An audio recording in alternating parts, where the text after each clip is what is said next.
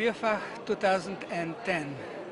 We are in front of the Serbian national stand, and with us today is Dr. John Fagan, famous science researcher, educator from United States. And our question today is on food and spirituality. Food is a very essential element for allowing full value of spirituality to emerge for any individual.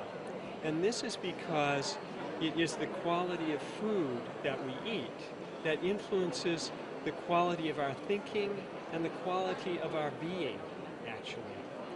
The food is not just vitamins and minerals and calories and all of these things, but it is intelligence of nature. And to the extent that that intelligence is expressed in the food, to that extent it helps the physiology to become more enlivened and the mind to become more enlivened. And these, of course, allow that quality of spirituality to be fully expressed in our experience on all levels. And we all know that the physiology, the human physiology, is ultimately consciousness. Everything in the universe emerges from the field of consciousness. And so we must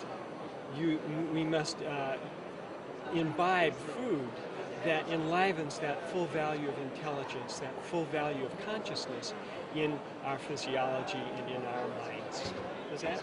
Yes, and then there are so many different systems of organic farmer, from the conventional organic farm up to biodynamics, and recently a new paradigm in the organic production has emerged, and this is called, as I know, Maharshi Vedic organic agriculture. And what it is about? Maharshi Vedic organic is an amazingly powerful system that actually uses the sounds of nature to enliven the full value of consciousness in the food. And then when you eat that food, it enlivens that full value of consciousness in your physiology, in your mind, in all aspects of your experience. It's very powerful. And how is it done? It's done in a very advanced way, very technically cutting-edge way, and yet it's a technology that has its roots in the most ancient traditions of Vedic India. So really it goes back at least 10,000 years, if not more, really until the origins of human life on this planet. It's a natural aspect of that. And the way that it works is based on, the best way to describe it is in terms of modern quantum physics. Quantum physics tells us that everything is fields, and that everything in nature is actually a vibration, a fluctuation in the fields of the universe. Most fundamentally, there's what is called the unified field. This is a field that embodies or includes electromagnetism, gravity, the strong force and the weak force of the nucleus. All of these fields are included within the unified field. And when one works on the level of the unified field to influence, remember, everything is a fluctuation, a vibration.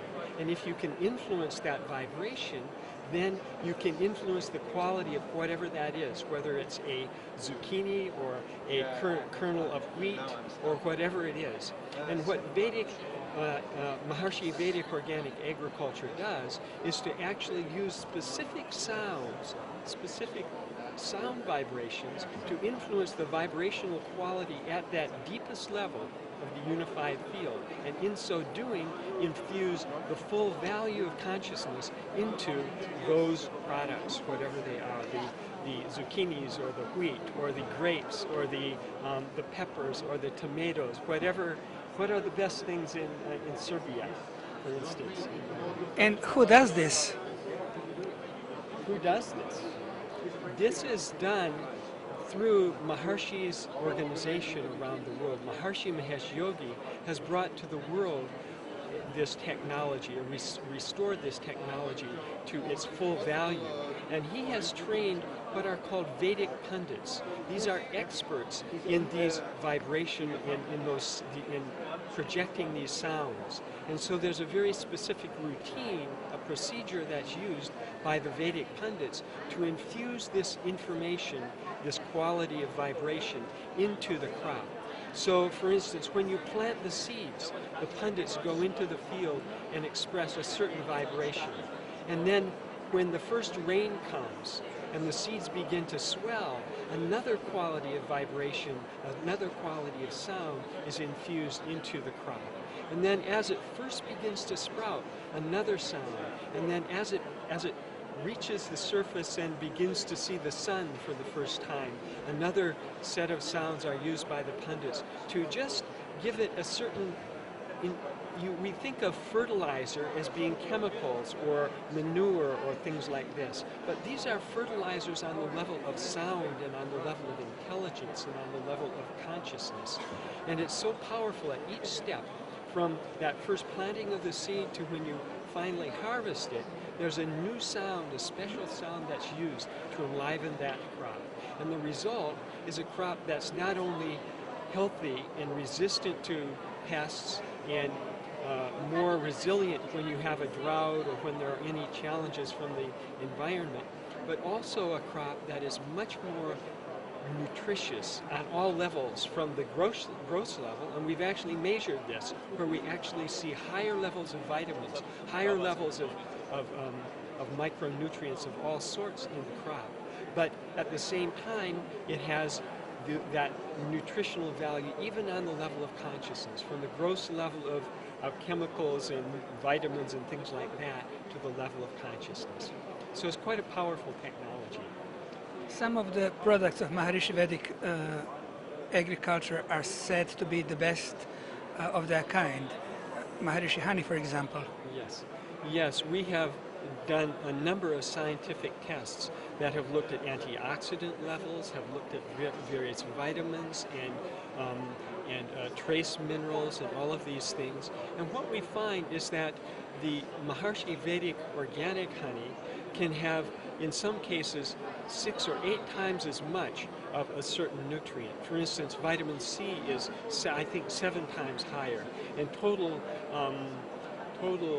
what you call antioxidant activity, which is something that's very important for health, is antioxidant activity. This is 20, 30 times higher compared to conventional honey that you just take off the shelf. And compared to the very best honeys that sort of are promoted on the basis of their antioxidant activity, the levels are 10 or 12 times higher. So it's quite impressive. And the final question, genetic engineering versus Maharishi Vedic engineering.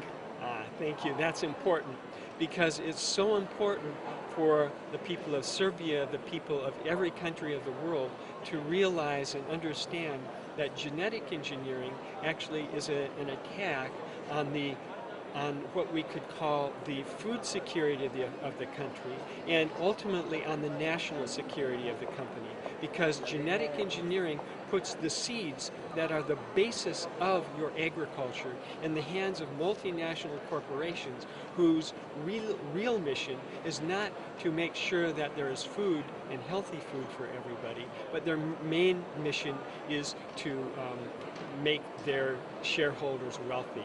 And therefore their decisions are not going to be in favor of Serbia or in favor of any other country. And therefore it's so important not to go with this kind of a high-tech, patented technology, but to go with true deep knowledge that works not from the surface level that these things do and give rise to side effects, but to work from that deepest level of consciousness, that unified field level from which everything operates, and therefore when you operate at that level there are no side effects, no negative side effects, and only positive benefits that come. Thank you. Thank you very much, Dr. Fagan.